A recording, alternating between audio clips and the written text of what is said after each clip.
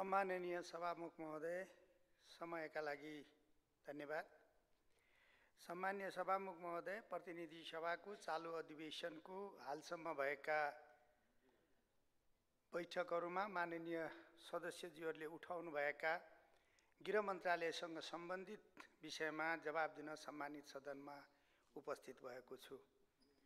सम्मान्य सभामुख महोदय, मैले यस पूर्व पनि सम्मानित सदनमा गृह मन्त्रालयसँग सम्बद्ध विषयमा उठ्ने गरेका जिज्ञासाहरू, चासोहरू, प्रश्नहरूको निरन्तर सम्मानित सदनमा जवाब दिएको छु र अहिले यो अधिवेशन प्रारम्भ भएपछि उठेका केही विषयहरूमा सम्माननीय सभामुख महोदय मार्फत सम्मानित सदनको ध्यान आकृष्ट गर्न चाहन्छु। मेरा धारणाहरू अभिव्यक्त गर्न अनुमति चाहन्छु। नागरिक उन्मुक्ति पार्टी नाउपाका संरक्षक आदरणीय रेशम चौधरीजीको पक्राउको सम्बन्धमा सम्मानित सदनमा विषय उठेको छ। यसबारेमा म के प्रश्न गर्न अनुमति चाहन्छु। मिति 2082 साल वैशाख 17 गतेका दिन सम्मानित सर्वोच्च अदालतमा कार्यरत एकजना अधिकृतले सामान्य समझ र विवेक बाहिर गएर अनधिकृत पत्र व्यवहारका कारण नागरिक उन्मुक्ति पार्टीका संरक्षक आदरणीय रेशम चौधरी पक्राउ पर्नु भएको घटनाका प्रति म दुःख व्यक्त गर्दछु।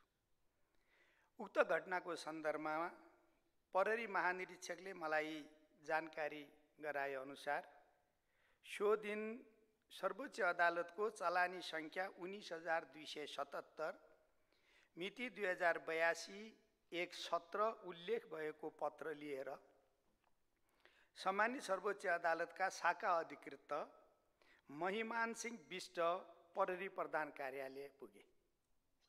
निजले आफ्नो परिचय पत्र नेपाल प्रहरीका महानिरीक्षकलाई देखाए। परिचय पत्र सहित अदालतको आदेश कार्यान्वयन गर्न आएको बताए। त्यसपश्चात प्रहरी महानिरीक्षकले सम्मानित अदालतको आदेश कार्यान्वयन गर्नुपर्ने प्रहरी संगठन र निजको कानुनी दायित्व समेत भएको हुनाले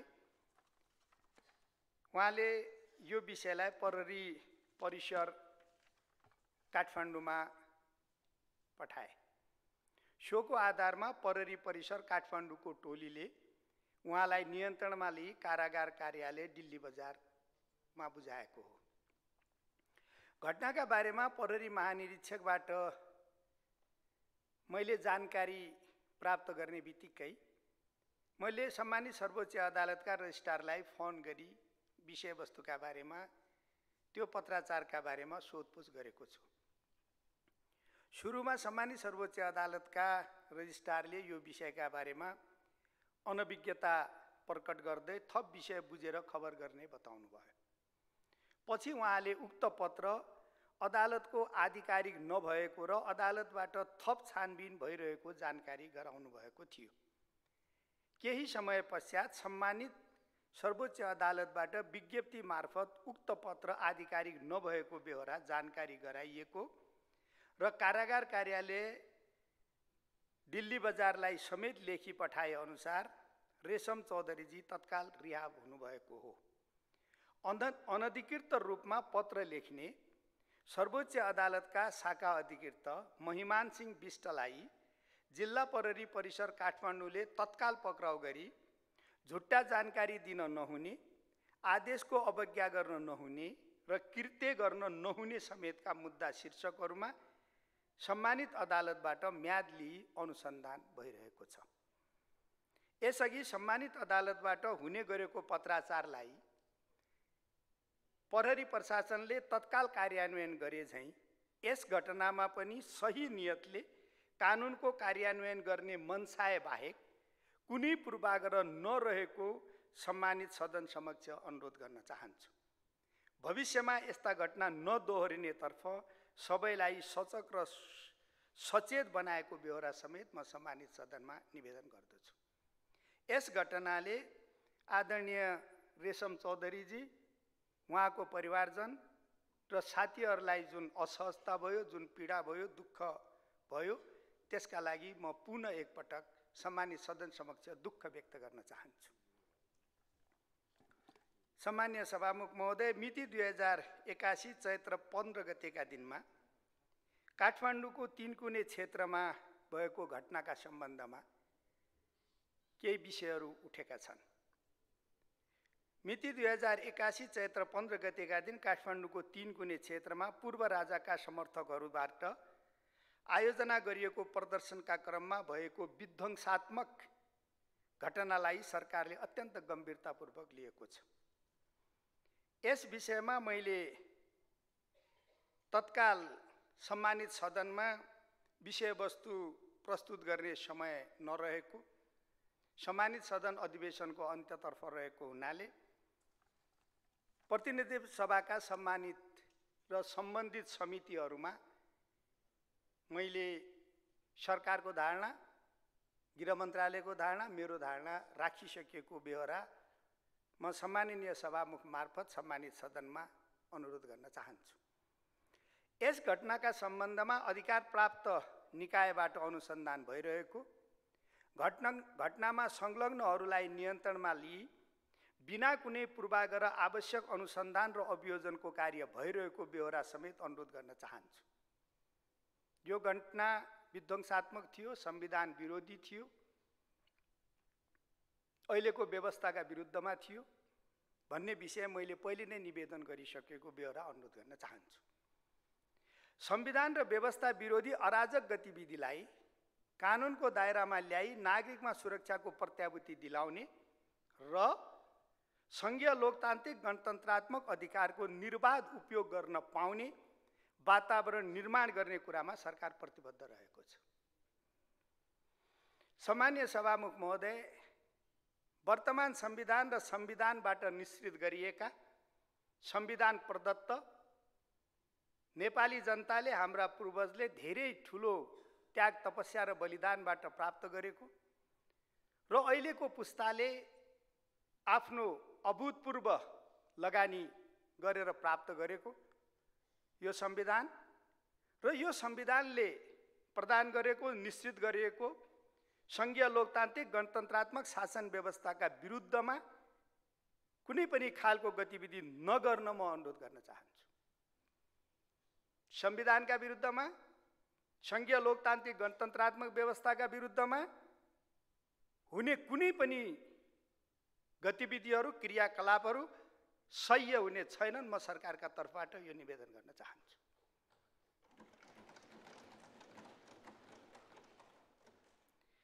विपद व्यवस्थापनका विषयमा सम्मान्य सभामुख महोदय के विषयहरू उठेका छन्, म त्यसतर्फ सम्मानित सदनको ध्यान आकर्षित गर्न चाहन्छु।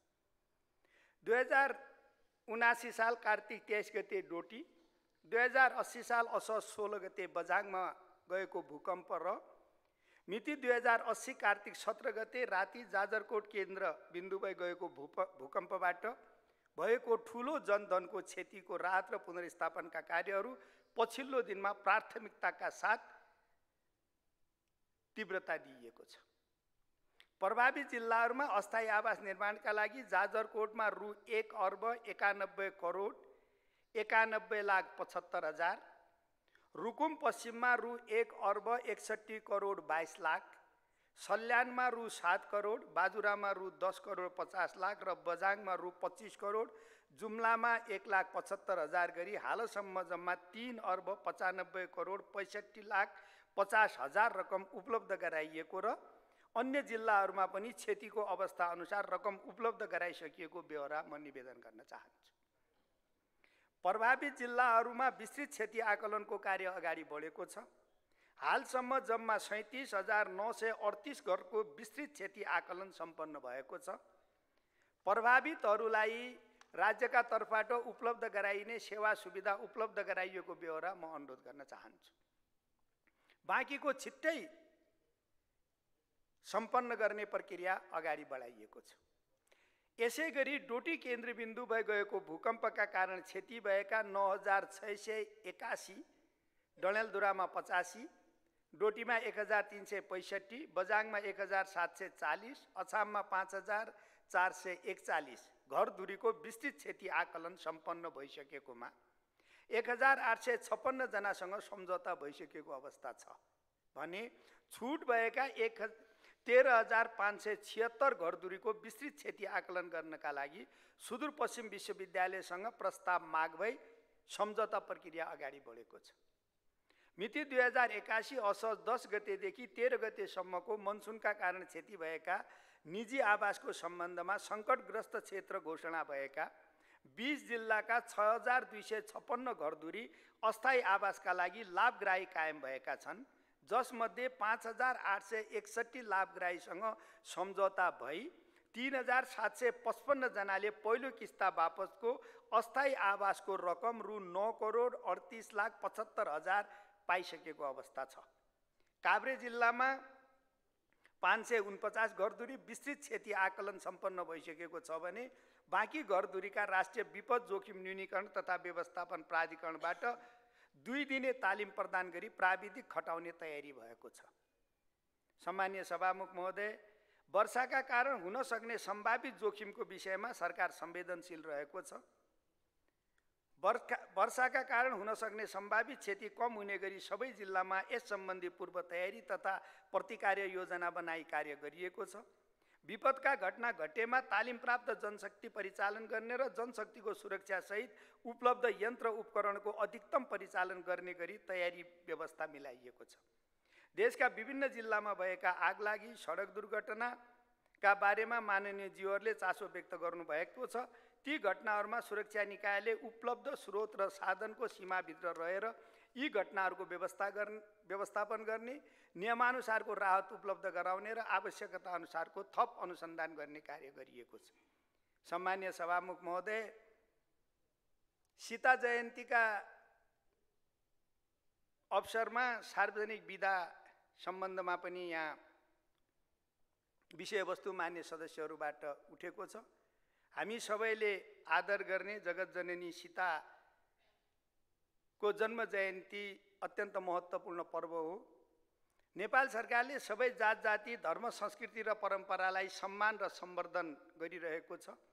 आगामी दिनमा सार्वजनिक बिदाको पुनरावलोकन गरी वस्तुनिष्ठ बनाउँदा माननीयजीहरूले उठाउनु भएको विषयलाई सरकारले गम्भीरतापूर्वक लिनेछ भन्ने म अनुरोध गर्न चाहन्छु।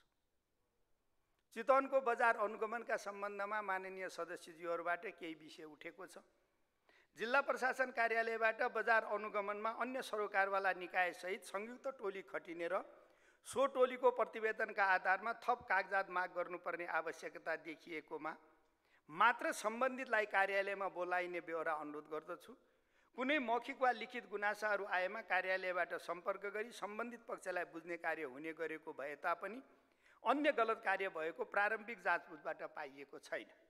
कुनै गलत कार्य भएको पाइएमा यस्ता कार्यहरूको संरक्षण नहुने र गलत गर्नेलाई कारवाही गरिने प्रतिबद्धता समेत म सम्मानित सदनमा व्यक्त गर्न चाहन्छु। सम्माननीय सभामुख महोदय, विवाहको उमेरका सम्बन्धमा मान्य सदस्यहरूबाट केही विषयहरू उठेका छन्। विवाहको उमेरका सम्बन्धमा बहसहरू भएका छन्। यो विषय अत्यन्त गम्भीरताका साथ सोच्न आवश्यक छ। सरकार विभिन्न कोणबाट उठेको आवाजबारे छलफल गर्न तयार छ।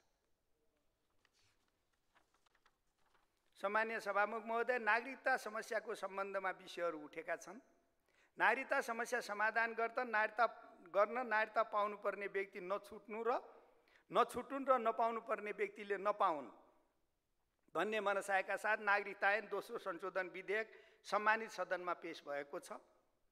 यसमा सघन छलफल गरेर यो विधेयकलाई चाँडो पारित गरिदिन पनि म सम्मानित सदनमा सादर आग्रह गर्न चाहन्छु। सम्मानीय सभामुख महोदय, अन्य विभिन्न आपराधिक घटनाका बारेमा सम्मानित सदनमा विषयहरू उठेका छन्। विभिन्न आपराधिक विषयहरूका बारेमा विषयहरू उठेका छन्। विशेष गरी महिला, दलित समुदायप्रति हुन सक्ने विभेदका विषयहरू मान्य सदस्यले उठाउनु भएको छ। घटनाहरूको निष्पक्ष र छिटो अनुसन्धान गर्न भन्नुभएको छ। सकेसम्म यस्ता घटना घट्न नै नदिने र घटिहालेमा सोको निष्पक्ष छानबिन गरी दोषीलाई कारवाही गर्ने गरी गृह मन्त्रालय र अन्तर्गतका संयन्त्रहरूले काम गरिरहेको बेहोरा जानकारी गराउन चाहन्छु। यसबारेमा सरकार निकै गम्भीर छ, म यो पनि आग्रह गर्न चाहन्छु। माननीयजीहरूले उठाउनुभएका आपराधिक घटनाको बारेमा पनि छिटोभन्दा छिटो निष्पक्ष रूपमा अनुसन्धानलाई टुङ्गोमा पुर्याइनेछ। मान्य सदस्यहरूले टोखामा रकम बरामद भएको विषय समेत अन्य पनि केही विषय उठाउनु भएको छ।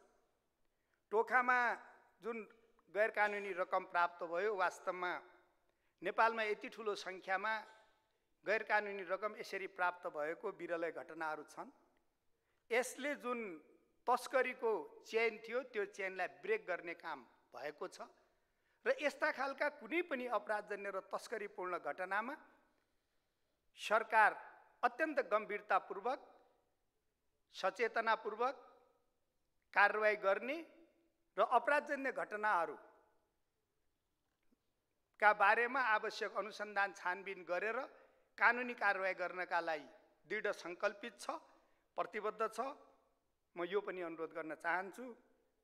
अन्तमा सम्माननीय सभामुख महोदय, माननीय सदस्यज्यूहरूले सम्मानित सदनमा विविध विषयहरू उठाएर जुन सरकारको ध्यान आकर्षण गर्ने काम गर्नुभएको छ, यसले सरकारलाई काम गर्नका लागि थप ऊर्जा, गति र मार्ग निर्देश प्रदान गरेको छ र सरकार हमेसा यस्ता विषयहरूमा मान्य सदस्यहरूले उठाउनु भएको विषयमा अत्यन्त गम्भीर छ, सचेत छ, सजग छ र मान्य सदस्यहरूले उठाउनु भएको विषयलाई गम्भीरतापूर्वक लिएर अगाडि बढ्ने कुरा पनि म सम्मानित सदनमा निवेदन गर्दै बिदा हुन्छु। धन्यवाद। जय नेपाल।